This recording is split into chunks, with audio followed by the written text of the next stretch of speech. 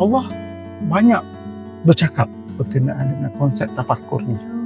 Selalu Allah terangkan kepada kita di dalam Al-Quran dengan konsep tafakur ni. Tujuan kita berada di bumi, Allah letakkan kita kena sentiasa always keep question.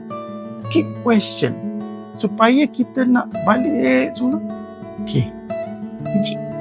Ada satu ayat Quran lah dalam surah Al-Imran ayat 91-90 berbunyi dia inna fi khalqis samawati wal ard wa ikhtilafil laili wan nahar la ayatin li ulil albab.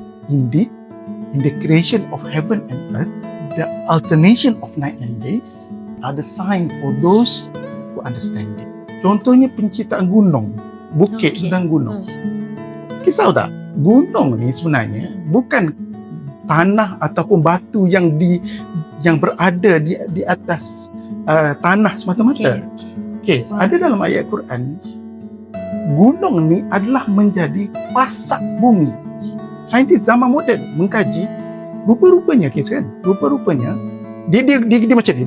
Gunung macam ni, dia ada dalam dia macam ni. Dia bukan semata-mata tanah di atas, dia ada satu ni layers by layers of root of mountain. Dia panggil root of mountain. Jadi bila dia ada duduk dalam tu, dia jadi pasak pada yang mengukuhkan bumi kita.